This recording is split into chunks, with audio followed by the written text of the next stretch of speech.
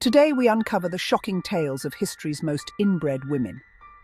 Let's start with Joanna of Castile, also known as Juana la Loca. Joanna, the older sister of Catherine of Aragon, was known for her intelligence, inquisitiveness, and occasional moodiness.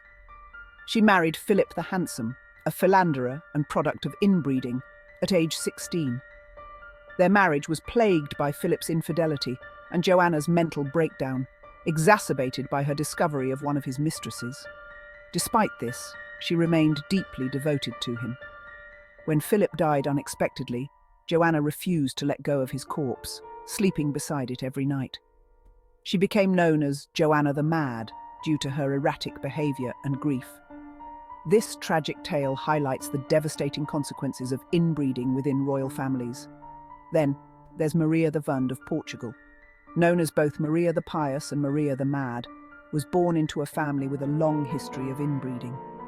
She married her uncle, and their son, Prince João, was also her cousin.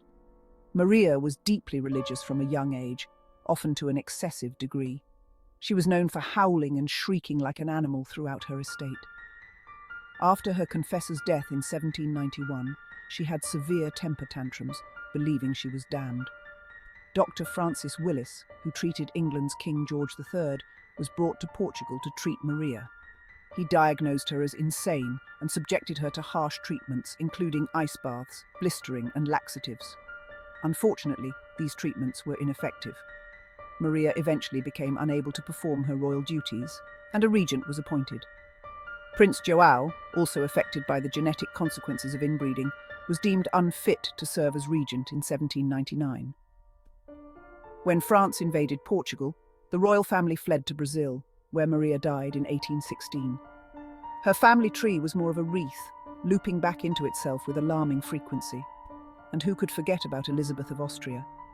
Also known as Sisi, Empress Elizabeth of Austria's parents were likely cousins, and may have also had aunt-uncle relationships due to inbreeding. She married her cousin, Franz Joseph, and belonged to the House of Wittelsbach, a family notorious for inbreeding and associated mental health issues.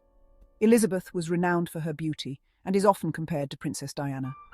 However, like many children born from inbreeding, she suffered from a mental illness, leading to depression and anorexia. Throughout her reign, beginning with her marriage to the 23-year-old emperor, she was known for her timid, shy, and melancholic nature. Plagued by anxiety and depression, she rarely ate and may have had anorexia. Additionally, she exercised compulsively for several hours daily. Her mother-in-law, Archduchess Sophie, found Elizabeth's characteristics charming and fitting for royalty.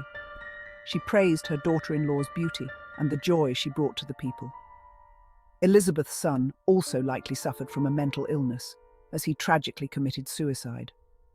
Following his death, the Empress wandered the globe seeking solace until she was assassinated by an Italian anarchist in 1898. Lastly, let's talk about Cleopatra VII. She was not stunningly beautiful as everyone thinks. She was also most likely obese.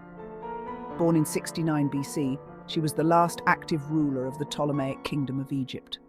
Her family practiced sibling marriage for generations, and Cleopatra herself married 2 of her brothers. History remembers Cleopatra as not only a robust female ruler, but also an enchanting seductress who allegedly had herself smuggled to Julius Caesar by wrapping herself inside a rug. However, the Cleopatra of pop culture bears little to no resemblance to the actual Queen of Egypt. In fact, today's audience might not even recognize her. Cleopatra was a Ptolemy, and as was the custom of that dynasty, her parents were brother and sister. In fact, kings were required to marry their sisters in order to acquire their power. Cleo herself was married to her 10-year-old brother when she was only 18 years old, and eventually married the other one as well. In keeping with her genetic line, she bore marks of inbreeding, one of which was probably obesity. Archaeologists have found that many Egyptian royals were overweight, owing at least in part to a diet heavy in beer and bread. However, incest may also have played a role. Cleopatra herself had a hooked nose, a round face, and fat hanging under her chin. Roman propaganda probably showed her as being the indomitable beauty that we think of today.